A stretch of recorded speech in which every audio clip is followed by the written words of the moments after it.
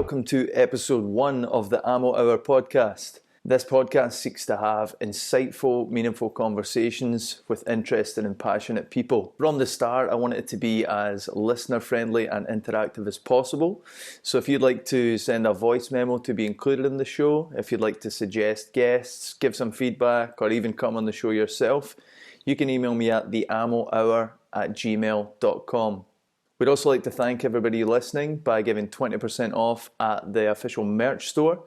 That's theammocollective.bigcartel.com. Enter the code TheAmmoHour at checkout for 20% off our sweaters, hoodies and t-shirt designs. Today's guest, the first ever guest on the Ammo Hour, is Jack Bennett, the lead singer of Lonely the Brave. We spoke the day before their new album The Hopeless dropped, a fantastic record which is such an evolution for the band.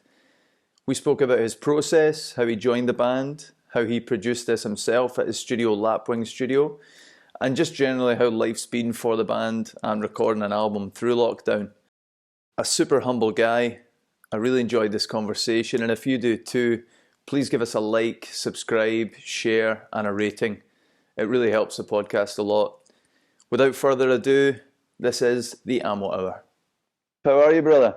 Good, thanks, man. How are you doing? You good? Yeah, I'm good, man. How are you today? Just a snowy day, you were saying, up north? Yeah. It's hopefully clearing up a little bit because nobody seems to be able to move. As soon as any tiny bit of snow hits, it's like, that's it, everyone's out. But no, yeah, it's clearing up. I'll just say to you, like, my water's, I don't know why my water stopped working. So that's the thing. Last thing we need in lockdown is no showers, eh? I know, yeah, literally. I managed to like have a wash and stuff, and then like the water was like literally trickling out, and I thought, oh, fucking, this feels like, I don't know, some sort of very strange problem that I've never had and I've never thought about before. But yeah, it's mad. So that's us this week for musicians with plumbing issues. And so just to start, I heard a sick rumour that you hate brown sauce. That's, how the hell would you know that? That's so weird. I saw that in a live video, mate, and I was disgusted. HP. Oh yeah. Surely. Well, no, that's a good shout. But I probably don't strongly dislike it as much as I think I do.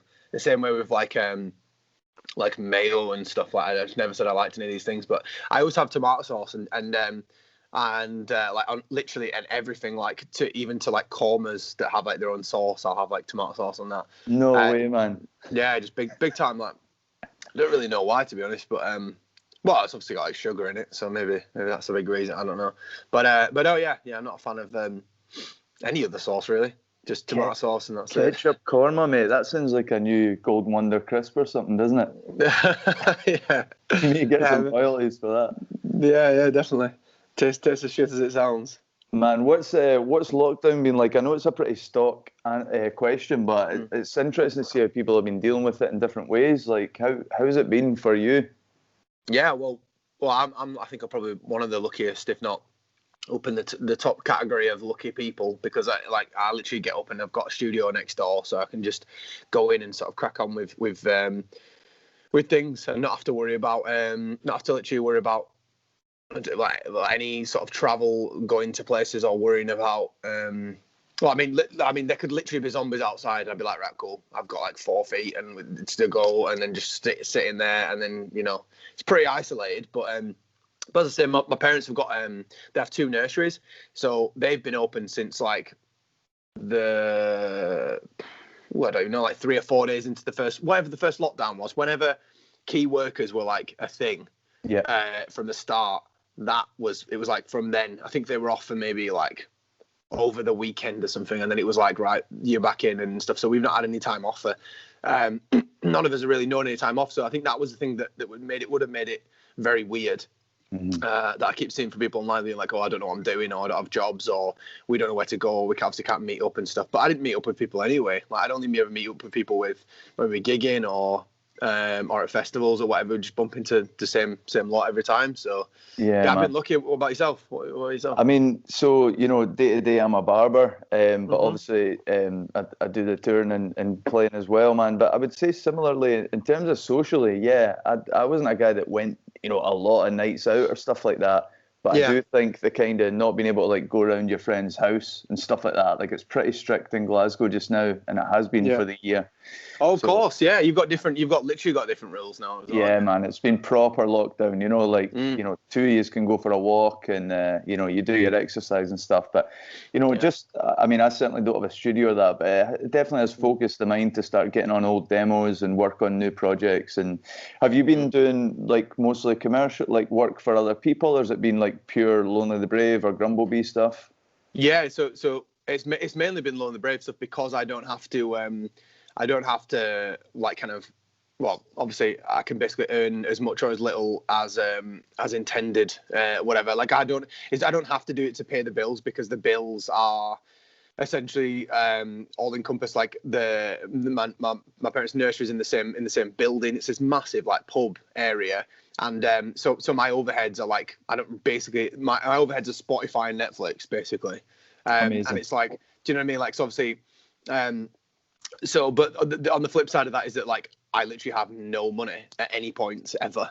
But I mean, I don't. It's like I don't need money, but I don't have any money. So I've never gone to a thing like, oh, let's go and buy some clothes or something. So I've never really gone to that. So like, yeah, like I said, like this is my girlfriend's dad bought me this. This I got this from my fucking birthday like 8 years ago or whatever it was.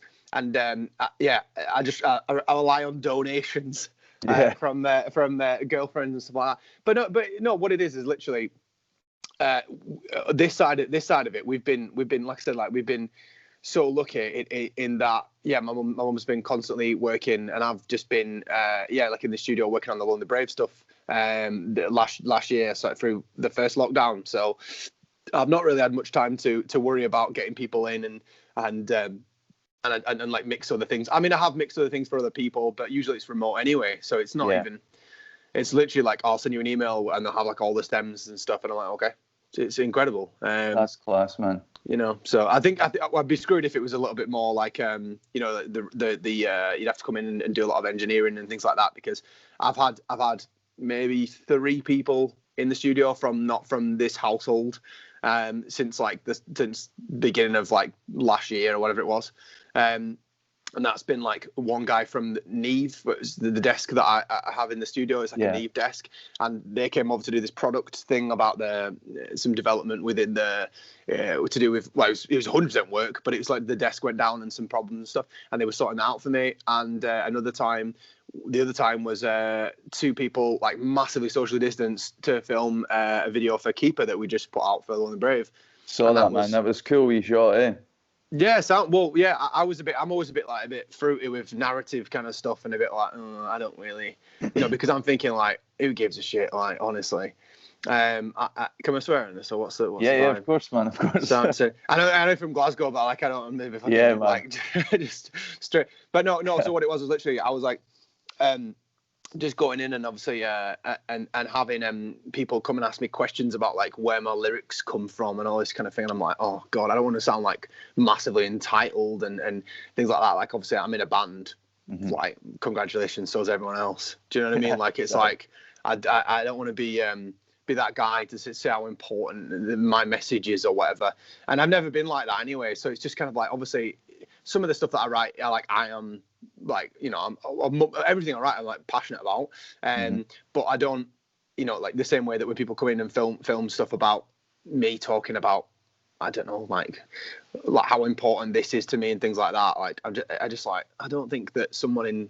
like someone in some far removed country that can barely understand what I'm singing, never mind the lyrics of what I'm saying, like as if they give 2 monkeys about like what I'm saying. Do you know what I mean? Like I just think hopefully they can relate somehow, but if not, then do you know what? It's not I don't feel like it's my job to be like, right, you need to know what I'm singing about, otherwise it's crap. Do you know what I mean? So it's like, it doesn't make any sense. That really came across. I did watch that little vignette because obviously I follow the band and stuff, and I totally know what you're getting at. Because whenever you're asked about lyrics, like they are personal, and like you said, you're happy to talk about them, but you don't also want to like drag it home. But I agree with what you say, that I always say that as soon as you like release a song, it's not really yours anymore, is it? And I think you actually said something similar. You were like, all the other guys were saying like what their keeper was, and that was really nice to hear.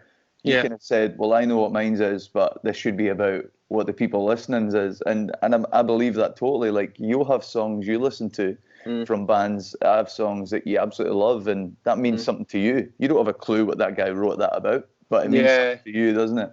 Yeah, for sure. And like, obviously, like, it was like say like who your keepers are and things like this, and it's like, well, it feels further removed from me because like of me writing the lyrics and things like that. Like I always feel like if you just look at them black and white and be like, whatever. Do you know what I mean? Like, it's just like, nah. Do you know?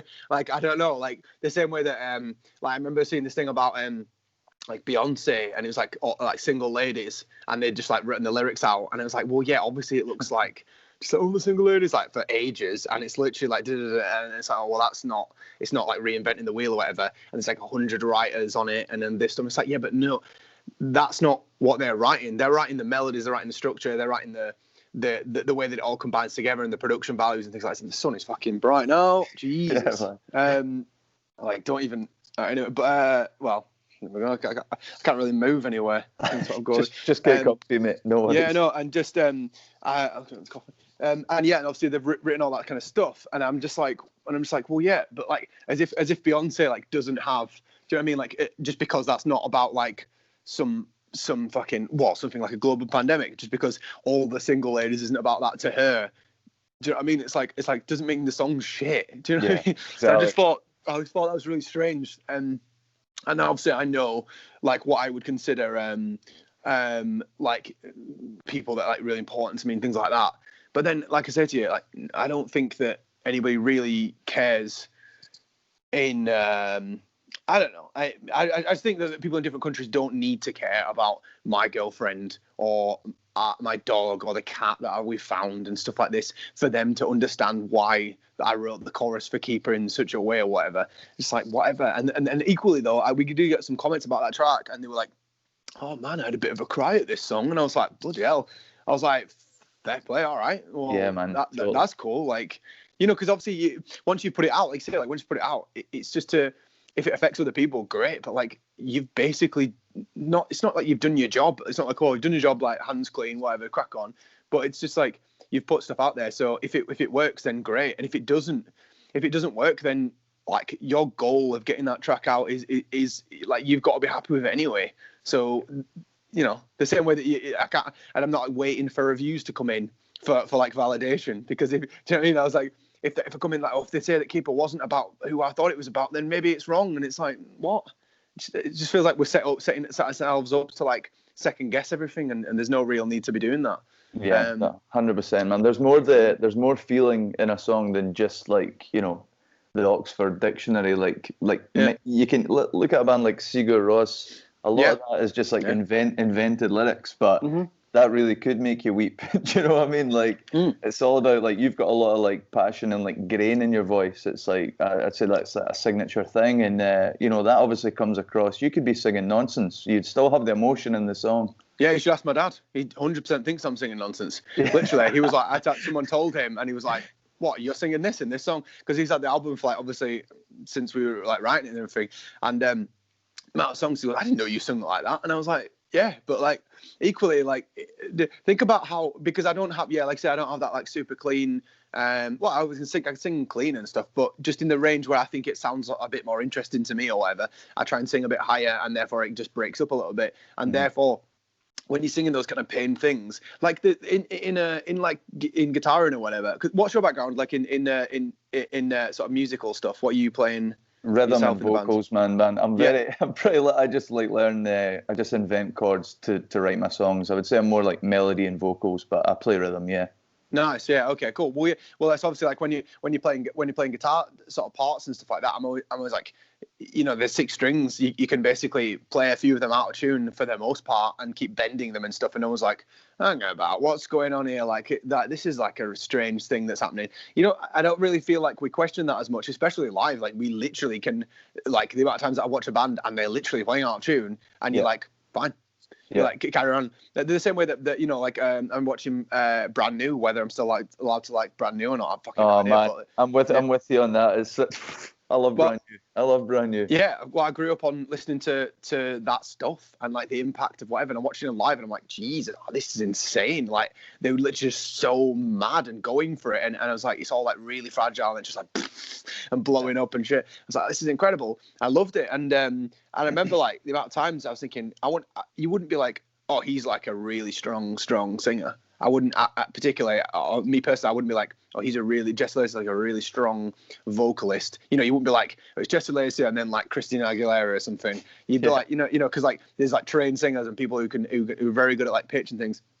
And then you have people who are like, yeah, good at lyrics and things like that. But just like the emotion comes through so obviously that you kind of get the impact of, I don't know, you just get the impact. And I think that's like more believable than you writing something that's like really like, this is what I did today, sort of thing.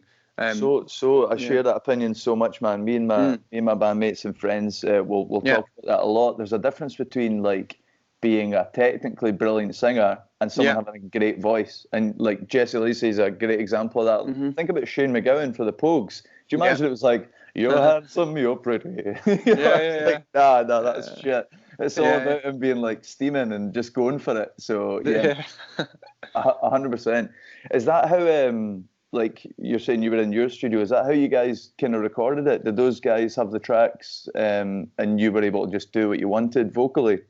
Well, on a lot of them, we tracked as much as we could because of their restrictions of like when they were able to actually come all the way up. Because 3 of them are from around the Cambridge area, and like, and then Ross is around Bristol, and obviously I'm up here. So when he's able to come up, he was like, they'd basically do like a weekend, and we'd hopefully try and get as much done as possible in that weekend. And I was just not stressed about what the vocals sounded like. So if I'm trying to finish a song whilst they're also trying to finish the song at the same time, we'd get to the point where we'd be like, we haven't finished anything. Like there's no song. I was like, you just do whatever you think sounds right to you guys. Like you've been in a band for a long time. You already work. Like, I don't want to come in and be like, right, let's try it this way straight off the bat, because like, they already had their sound. So, and I thought that they sounded like themselves without having to. Where the fuck's my nose gone? Look at that! How weird!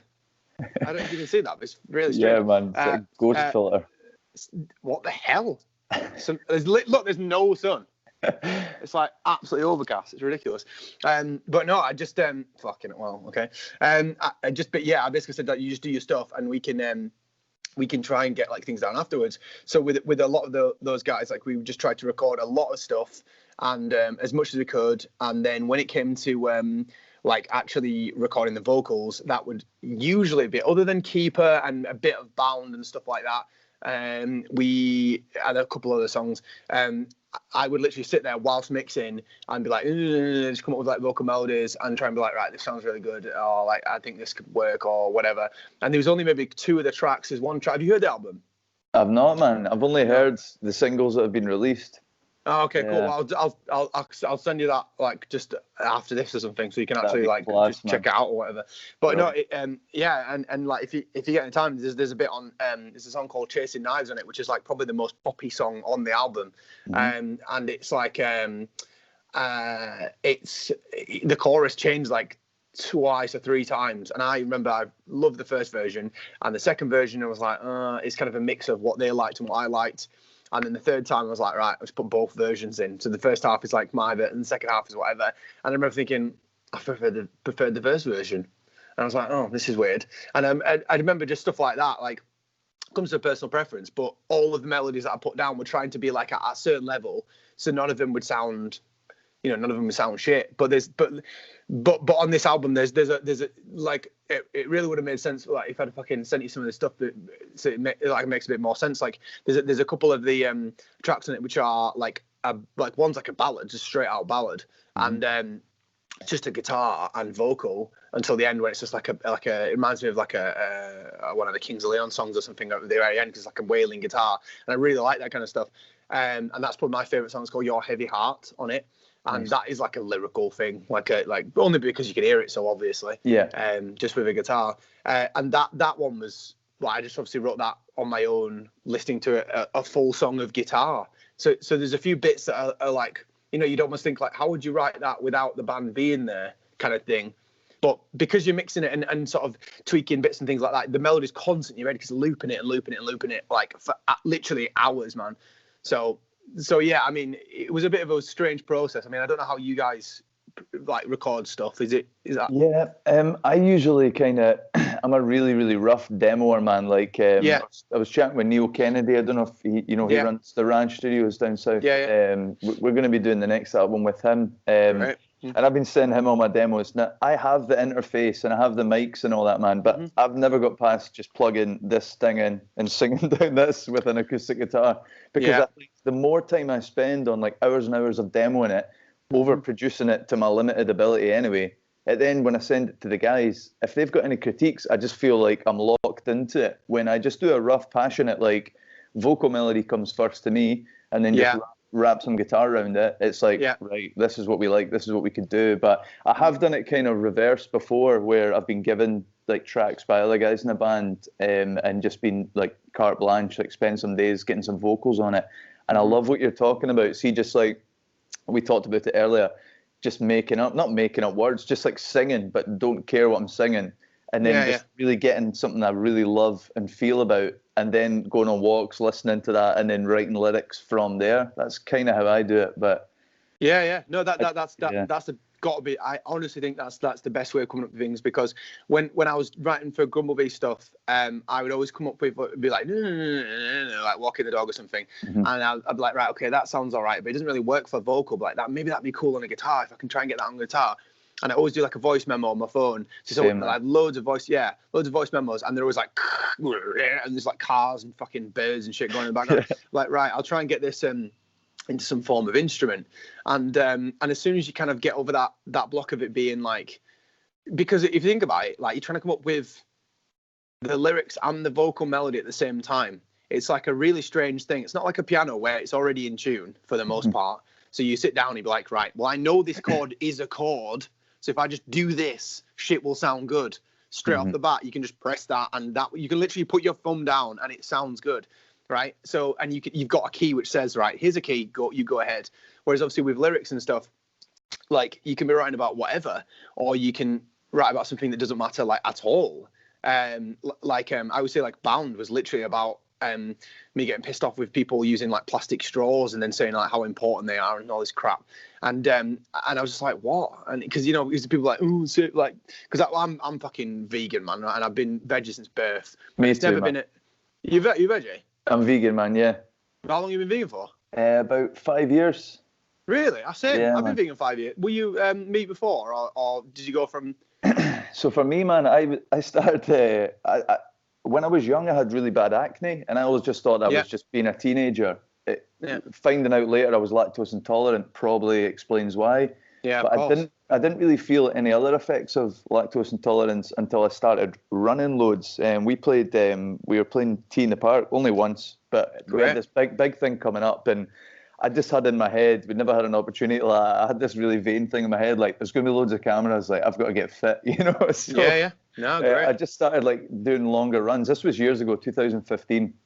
And weirdly, man, when I was going on runs, I was like just being sick and stuff. And I went to the doctors. Eventually, they got down to tests and said you can't have milk and dairy. So I kind of cut out the things that people find the hardest. I kind of went vegan, but with still at the meat. And then was open to like watching documentaries. I think a lot of people are just shut off to it because deep down inside. I'm not being judgy at all, man. But I think deep down inside, everyone knows it's brutal. So you kind of put up barriers, don't you? But once I made peace with I was not going to eat milk and dairy, I was like, right, shit, let's just watch this like cowspiracy and this and that. And then I was like, fucking hell. And then I switched on to it all, and I was like, Jesus Christ. And my wife now, who was my girlfriend at the time, she'd already made the steps to cut out meat. So I was like the last one in the house, and I was like, you know what, fuck it. And now, you couldn't pay me to eat meat, man. Like, fuck that. No, I said, I knew Glasgow was pretty good for, or at least from my knowledge, it was decent for food. Brilliant. Yeah. So like, but the whole time I remember, because my girlfriend's lactose intolerant, but it's sort of like, when you sort of say, oh, you're lactose intolerant, it's kind of like, well, why wouldn't you be? Like, for the most part, kind of like, yeah, I mean, obviously, if you watch one documentary, then I mean, like, it's weird, isn't it? I want to know the person who's watched one and then gone like, nah, it's still cool. Yeah, I mean, I'm like, cool, you go ahead, mate. Yeah, You're a yeah. psychopath. The But, like, obesity problems, and you're drinking like growth serum for like a small cow to turn into like a 4-ton animal or whatever.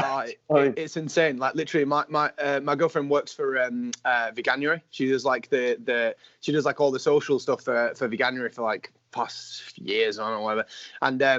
And it's so funny, like the amount of comments and stuff they get. And I'm so obviously off on a tangent here about the stuff. But what was the core thing we were talking about? Something before I was talking about lyrics. Yeah, I was thinking about. Oh yeah, so I was basically mentioning about them about people saying about because again, like, me saying this is the same equivalent to me saying you need to stop eating meat, you know, like whatever. It's just like, I'm not, you know, I'm not that person. I'm very opinionated, but again, I'm not the person to say you need to stop doing this because I'm singing about it. It's like, do you mean with your point? Because this was something I felt, man. And again, not one to like, I don't think I'm preachy. On my own platform, I'll say what I like, but I wouldn't jump into someone's conversation. I think that's the difference. But if I was asked my opinion, 100% I'll give it.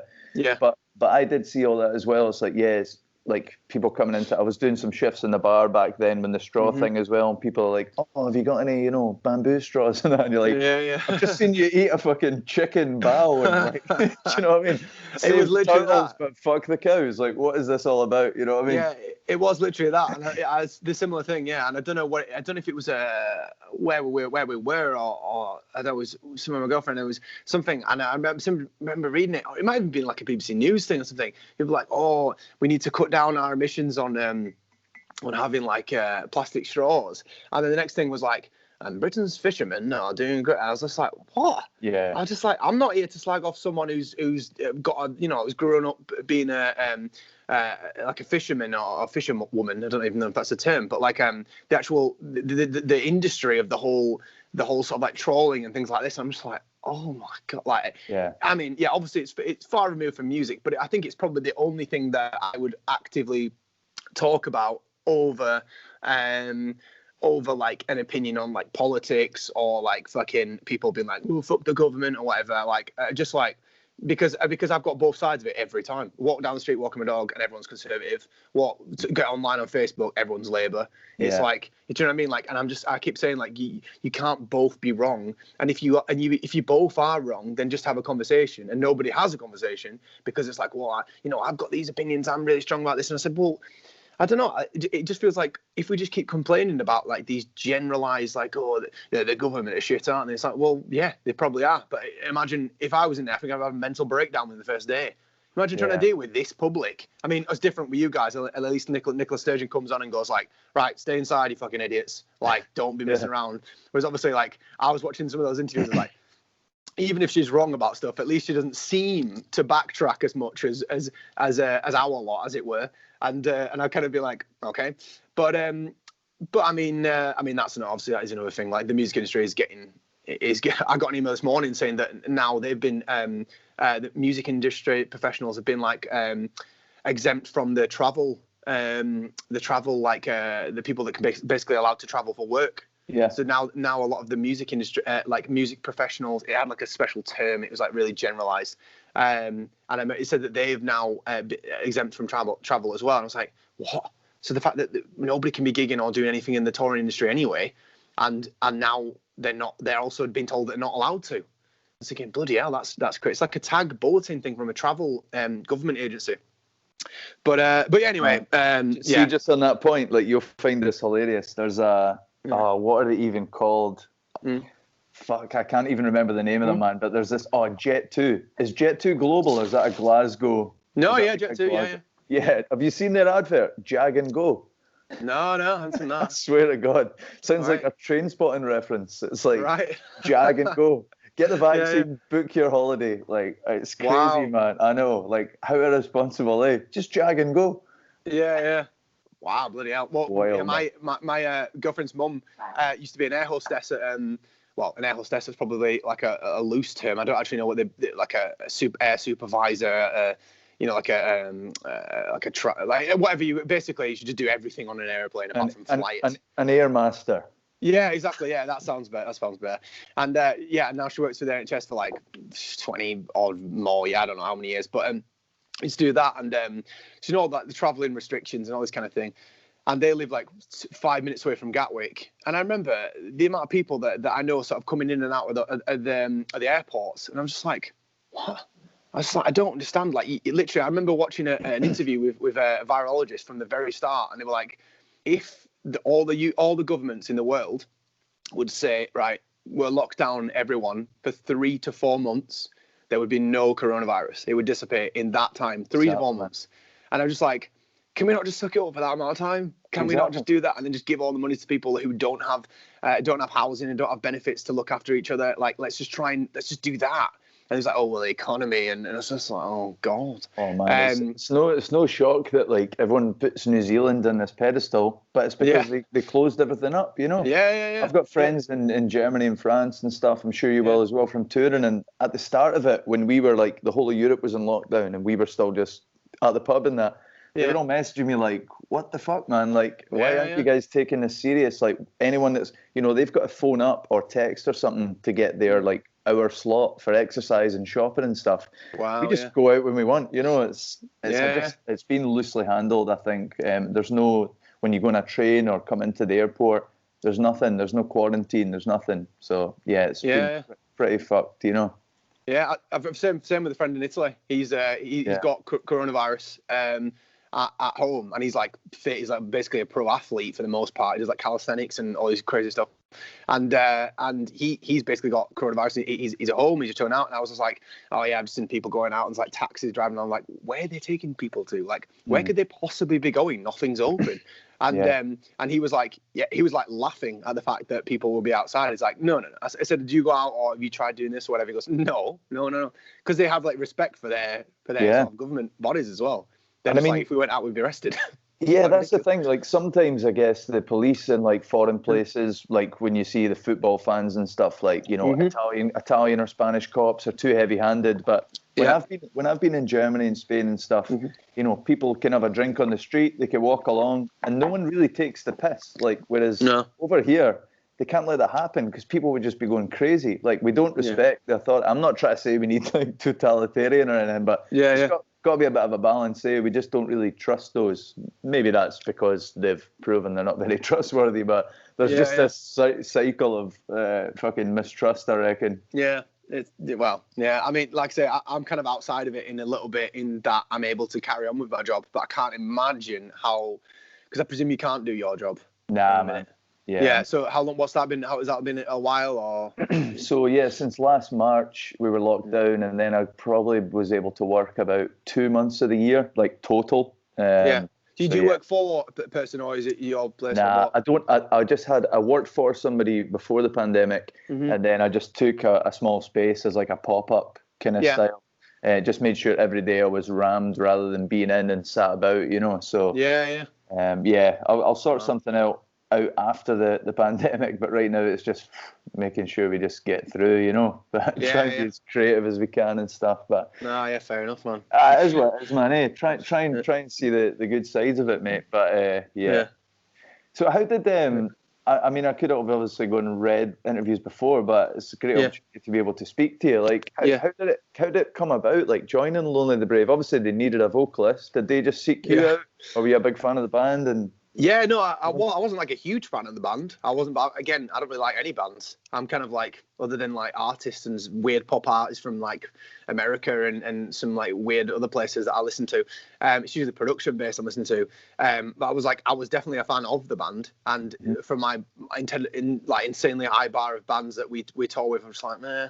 Like I watched them and I was like, wow, yeah, I actually really like their music. It's really guitar led. It was really kind of like introvert, and I didn't understand the kind of the setup with like Dave, the previous singer, like at the back, and I was like, oh, maybe that's like an artistic thing. And then I sort of like spoke to him, and I've got a bit to know a bit more about that and things.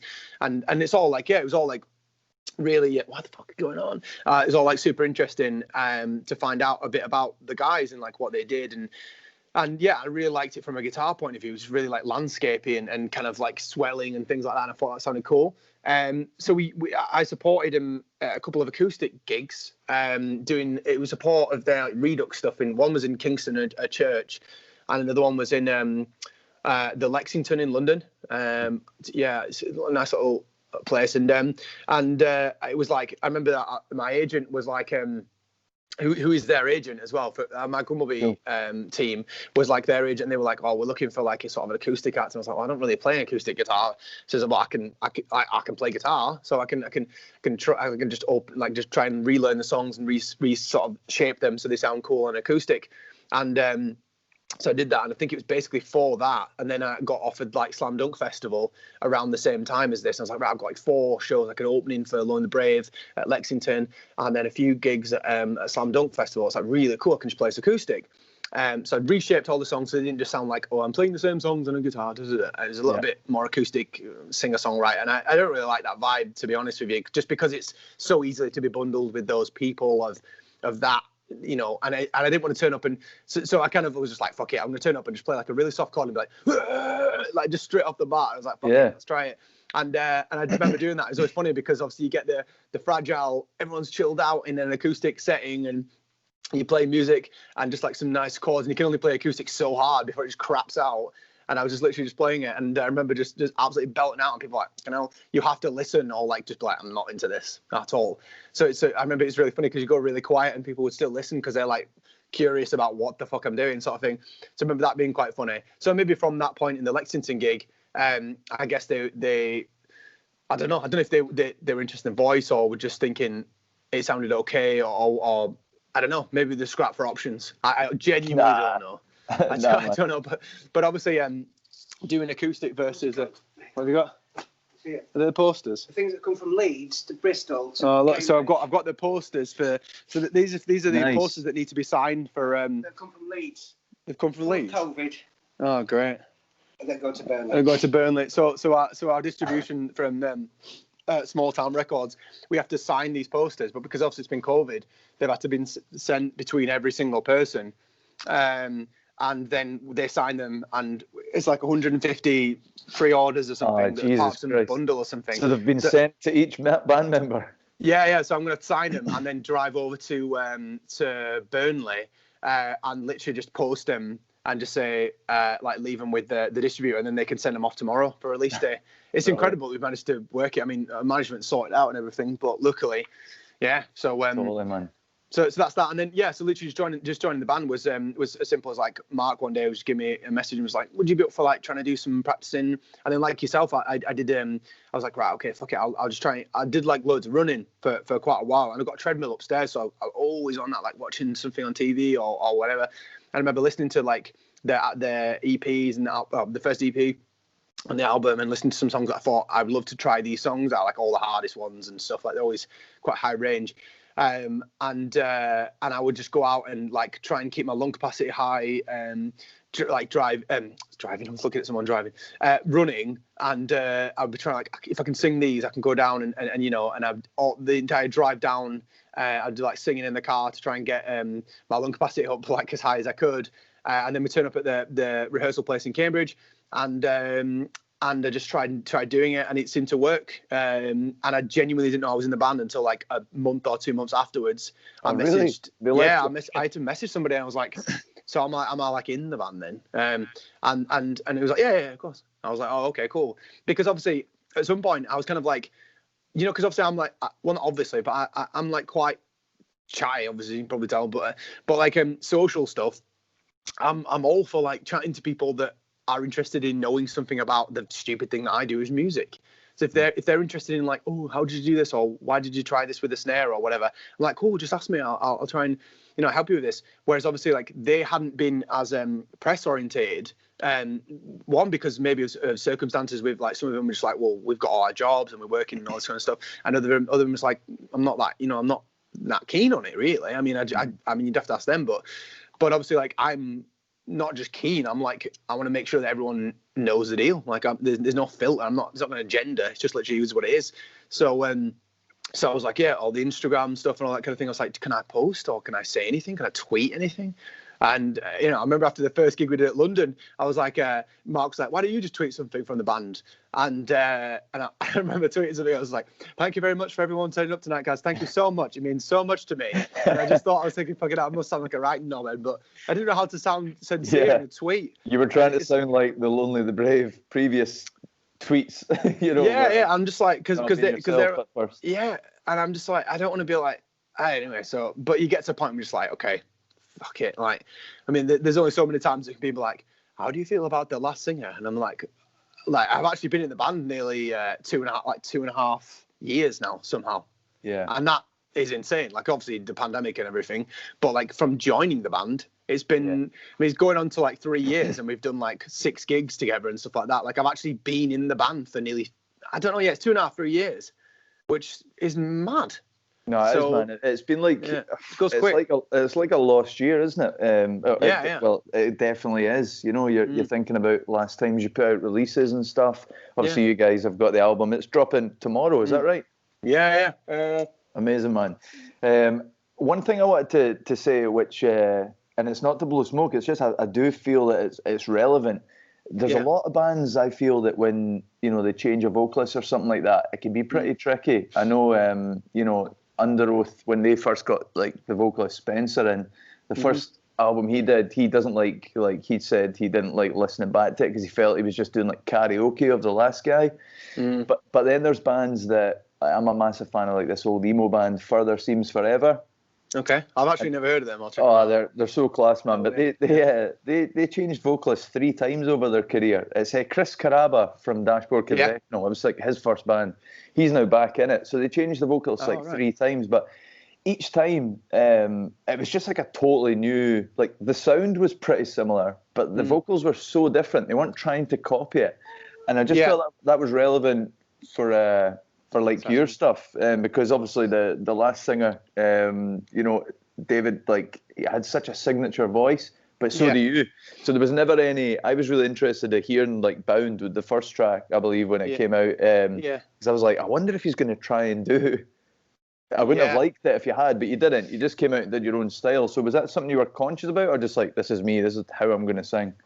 Yeah, well, I think that's just thanks to just being like stubborn with it, really. Because on one hand, like, obviously, I can't really imitate another singer, especially with the. Maybe you can imitate like a playing style to a certain degree if you can like get the same instruments like that. But for singing, I was just like, well, I genuinely don't sound like him. So there's not really any way. I think it would have been different if I hadn't have had any singing experience or touring experience or anything like that before, and then came into it and was like, "Hi guys, I'm a session singer, and I'll try my best," because then maybe I would have felt more like I'm trying to fit a role that that I hadn't done previously. Like maybe I was coming in. It did feel a little bit like karaoke at the first gigs because I'm only singing previous material. So I can literally, and the crowd was really loud and everything like that. So, and there's a lot of like comparison and judgment and stuff like that. But it wasn't karaoke in my part in terms of me trying to sound like him. Like I can't do that. So that's not even like a thing. It's like gone straight away. So because I'm stubborn with it, it was just like I sound like this, and we'll see what that sounds like. And luckily, like, I can still sing in the range that he's sung in.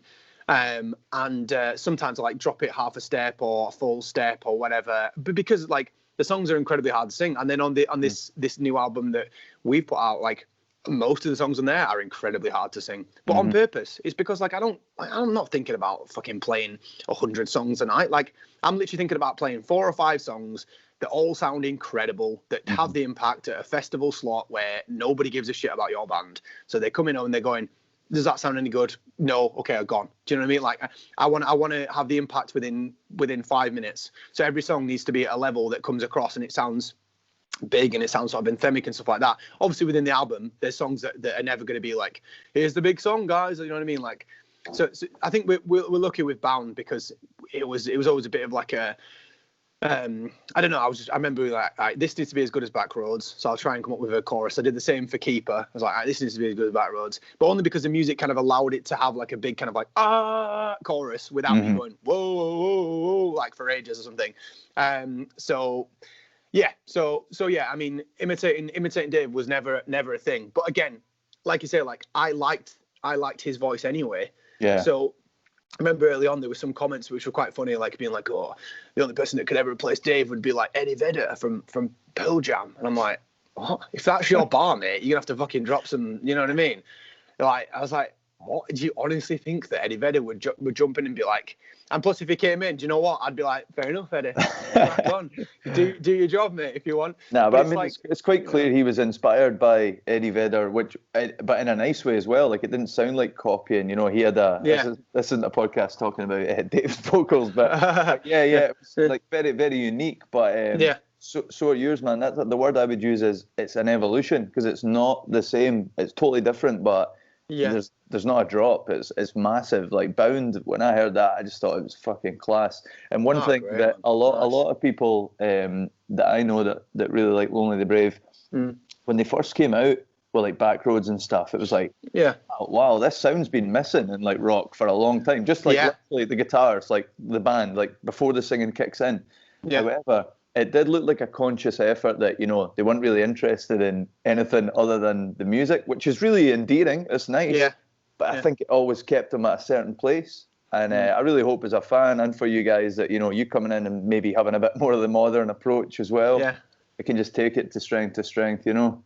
Yeah, no, I hope so too, man. That's really nice. Like, because like I said, like I was a fan of their music as well. So it wasn't a case of me turning up and being like, right, let's change some things around, let's mess around with some stuff and whatever. Like, and the production effort was entirely making sure that they were allowed to do what they were already doing without any sort of hindrance of being like, oh, it's kicking off. Email without any hindrance of like kicking off about like this doesn't sound like the band, or this doesn't really, you know, this doesn't enhance the band sound or anything like that. I was like, well, it sounds really good to me what they're playing in a room, so I'll just set up some mics and then just try and do some tiny, I mean, I've still messed around with it for quite a long time, but basically just try and get the best effort out of what they were doing already. Like, it's not, you know, there's no massive difference and stuff. And like I said, yeah, I listened to the band and I watched them live and I liked them. It wasn't like I was trying to, I don't know, like, objectively bringing the vocals to the table is nothing. Like, it's just like, if I can sing and I can do what I can hopefully do, then that's one of the easiest parts of my job. The hardest part is probably me trying to get people on board, because if they're anywhere near as skeptical as I am, then they'd be like, who the fuck are you? Do you know what I mean? Like, this guy's been in a band for 10 years or whatever. I don't give a shit about you. Do you know what I mean? Like, I think like the fans of Lonely the Brave, you know, when they're coming to see you guys, it's just, like I said, it's going to be an evolution, because, you know, I don't need to keep saying it, but like, all respect to the previous lineup, a band I put on a really high pedestal, but obviously, you know, the guitarists and stuff were kind of having to be the front man, which again, with all due respect, obviously reasons for that, and I actually quite like the dynamic, you know. I think if you're not like the young teenager who's going down the front, and fucking God bless them, going mental, it's quite nice to just sit and like watch and listen to music and work out what's happening, you know. But I think for those young guys, or even older ones that just enjoy that, like having yourself as a frontman, like it's gonna be a more interactive experience, isn't it? And especially after fucking how long this has taken people not being able to see live music, when they can get back to that, and Lonely the Brave's their favourite band, and it's got a new vocalist, and it's going to be interactive, it's going to be buzzing off their tits, man. Yeah. I mean, fingers crossed. You know what I mean? Yeah. We're trying for April, but I mean, I think we've already rescheduled for like the end of this year. Well, we had like penciled dates and stuff. I don't know about you and touring and stuff. Are you? Yeah, we're not a level where it's kind of. You know, we can tour a lot. We go into Europe and stuff like that, but it covers cost. It's not a job as much. I'd love it to be, but it never got to that level. So we'll just wait until we're allowed. But obviously, for guys like yourselves, I know they've all got jobs as well. But you know, you guys can do some serious touring. So I was interested in that as well. Like how can you make plans, or is it all pencil plans ready to go? You try to do as much as you can so that when you are allowed to do it, you can just go. Yeah, well, we booked in a tour for 2020 October it was originally, I think, and then it's April, and now it's depending on when this goes out. I mean, we've not announced it yet, so I don't know, but basically we've got everything scheduled for later this year if the April shows don't go ahead. in 2021. So like back updates kind of thing, yeah. Yeah, so it's been 3 or 4 times from the original or something, because the agency, like I'm speaking to some people a lot bigger than we are, and they were like, well, we like I don't know the 1975, but I know people who know the 1975, and they were like, right, we've cancelled the shows for the next kind of like 2 years.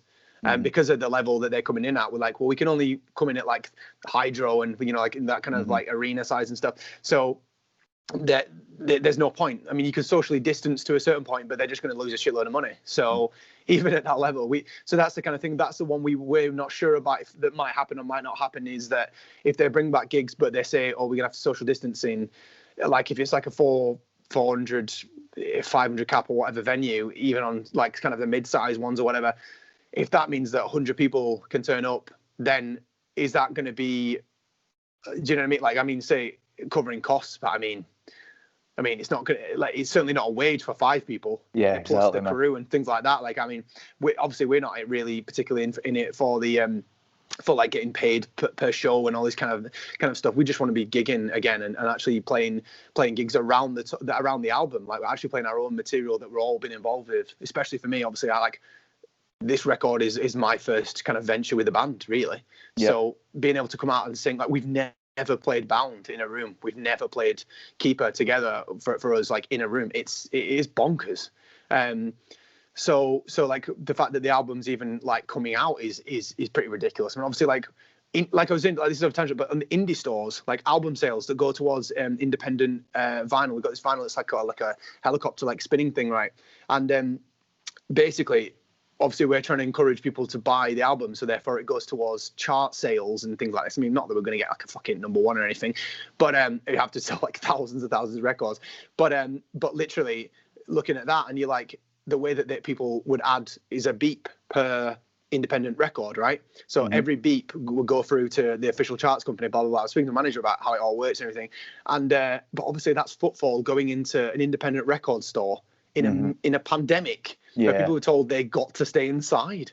I'm just like, what the fuck? Like, hard to promote that, isn't it? Yeah. Plus, like, how can I knowingly say, like, I know people down the road that have got like coronavirus that are on death's door, and I'm like, please go and buy our record from an independent record store and get on a public bus and do that, and then spend your money that you've not earned by doing a job that you don't have.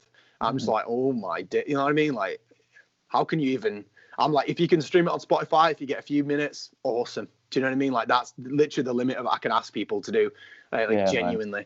I think there's always that. I mean, it's challenging. I mean, we've not done anything like throughout the pandemic. We're going to do like a re-release vinyl just to try and get some funds for the next album stuff. But yeah, I think it must be challenging at your level trying to do that and trying to promote it. But you know what? The other thing is that people have nothing to do right now. So see when an awesome new record comes out, people are just going to be loving it. And I know you've done the kind of live chats before, and I guess people are just going to be desperate to like hear from you and see some acoustic stuff. And I guess you guys can play with it that way. But yeah, man, I think the feedback will be phenomenal in terms of streams and stuff. I think Netflix released something saying, you know, it's absolute smashed box off records for how many people like watch things because everyone's in the fucking house. So I mean, yeah, literally, like, if you think about what everyone does per person, you speak to another person, it's like, what have you been doing?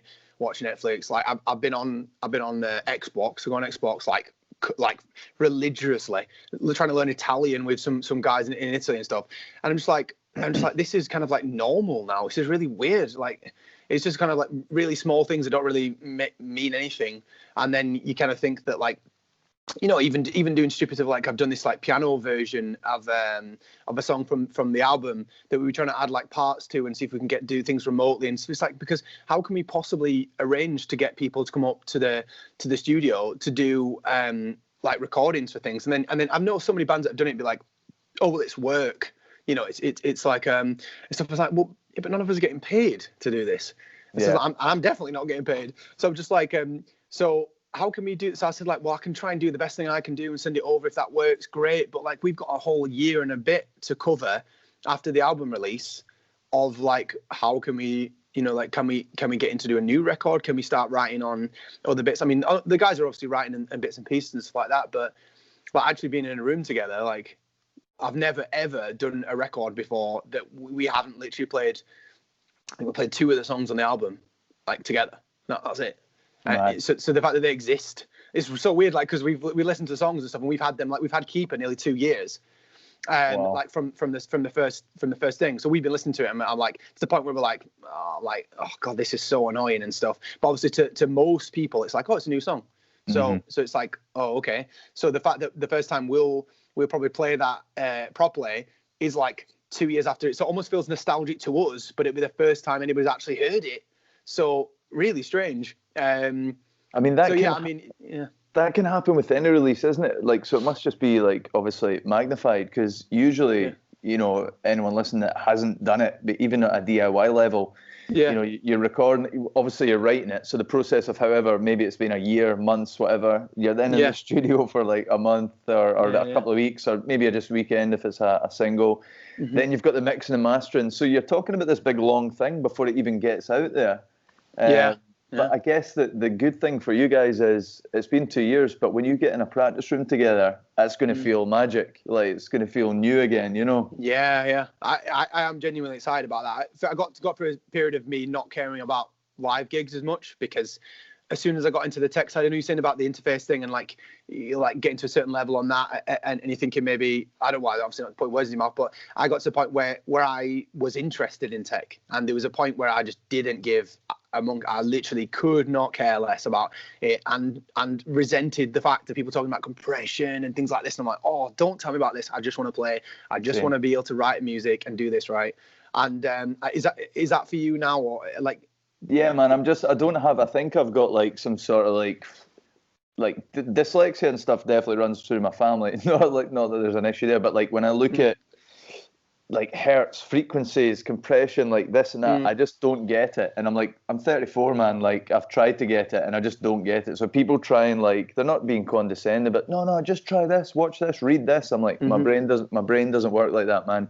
Let me write a song, let me record, let me perform. I'll do that to the best of my ability. But someone else needs to be fiddling with the buttons. You know? Yeah, and again, like there's definitely a level of like, because I've just been growing up with the whole thing of being like, you have to be able to do everything yourself. If you can't, you just learn how to do it. And it, like obviously there's a massive curve of people being I mean, you have to have the opportunity to be able to do something for you to say, well, just go and do it, you know, like just, I mean, I don't have the drive. If I didn't have the opportunity, if I didn't have the resources and things like people, like my dad literally like building an entire studio for the most part.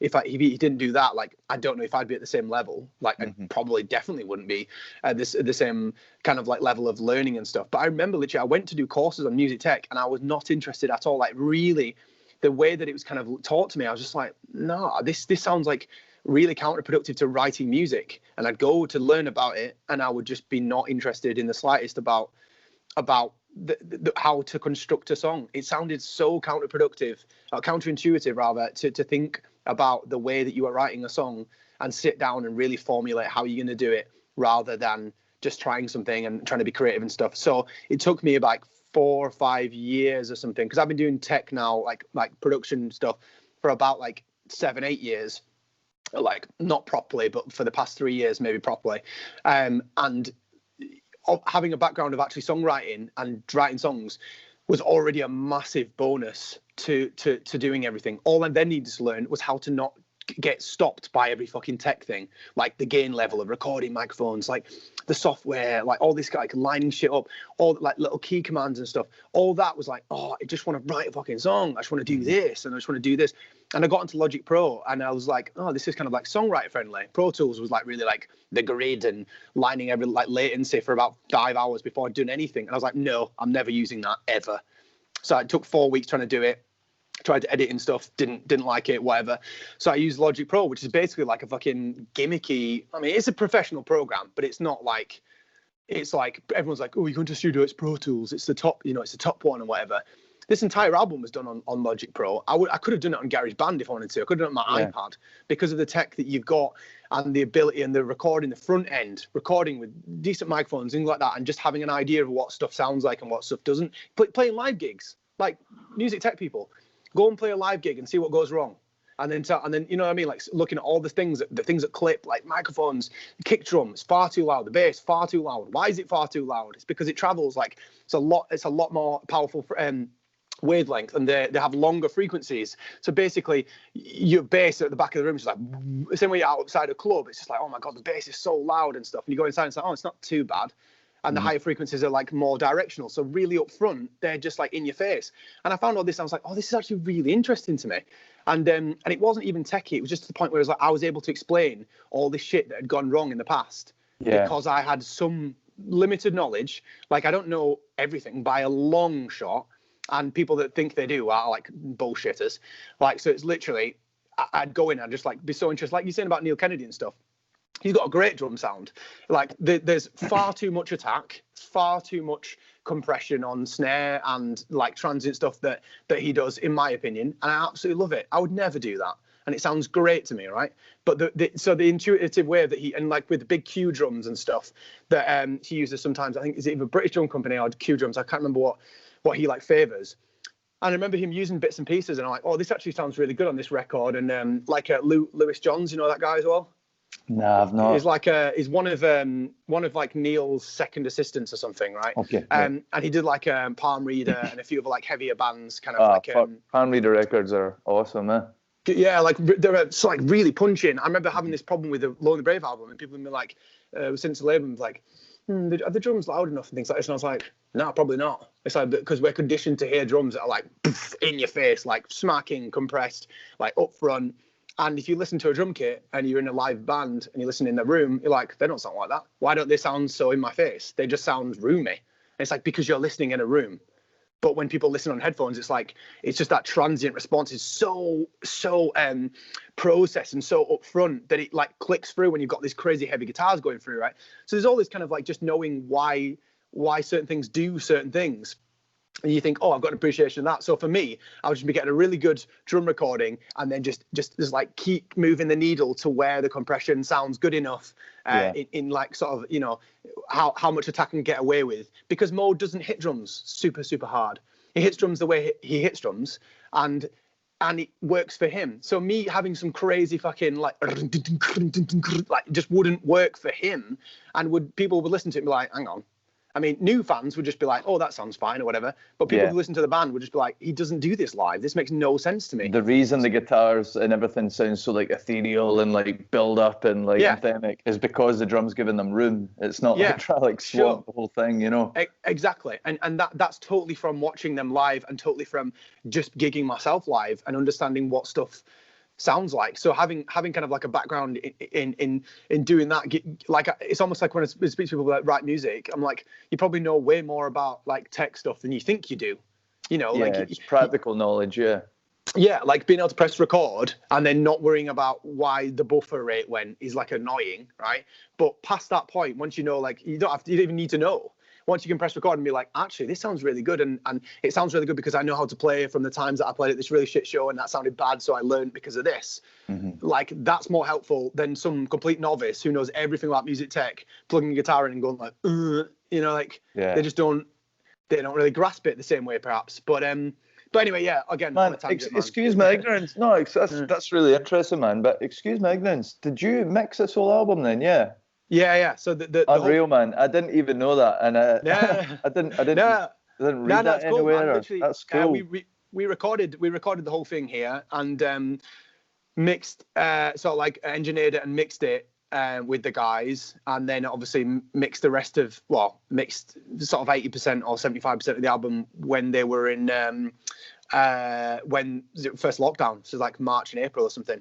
Class, and then it was mastered externally, which I always recommend if you've got a chance to, just a fresh set of ears and stuff. I always remember people saying like, oh, they're better than you at this, or they could, you know, like not like they're better than me, but like one is better than another person. To say it's not always the case. Like just going to someone because they're a name, it doesn't usually mean something. Like look at all the bands that have gone with like massive producers and they come out and be like, sounds a bit like a bit introvert or a bit kind of like a bit I don't know, like for lack of a better term, a bit wanky, sort of a bit like the band are a bit like, oh, well, we could, you know, like, look how cool we can sound. We're doing like 8,000 layers. It's like, yeah, but mate, you forgot there's like no song there whatsoever. 100%. So you have that a lot of times. And we wanted to go to a guy I recommended. He did Sam Fender's stuff. He does a bunch of stuff from, he did 1975, a bunch of their records, and it was kind of like this weird commercial sound, but not really. And so he's called like Robin Schmidt from 2496 Mastering, and he mastered it. And he literally, even just giving it the 5-10% that, because I have to master the tracks as well to send over to the guys to say like, this is how loud they can be. See what you think, because you send a mix over, it's about 10 dB quieter, and they're like, maybe this could be louder. Something's like, just turn it up and see what happens. Yeah. And it's like, you know, so there's all that kind of stuff.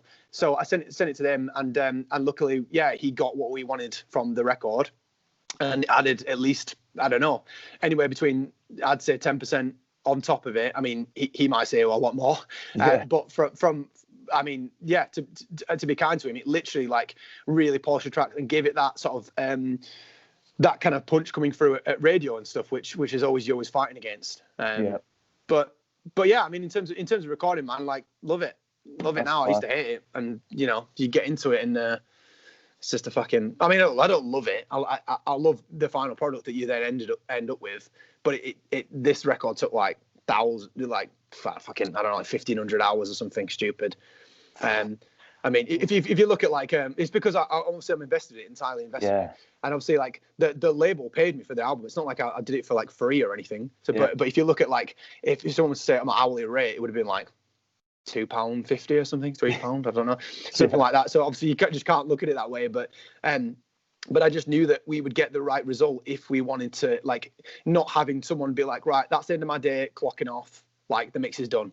You know, man, that's the worst, isn't it? Yeah. Like when the creative flow is just getting stopped, especially in a lockdown, man. What the fuck else you gonna do? But yeah. Well, I mean, obviously you've recorded your stuff, right? With who did you previously?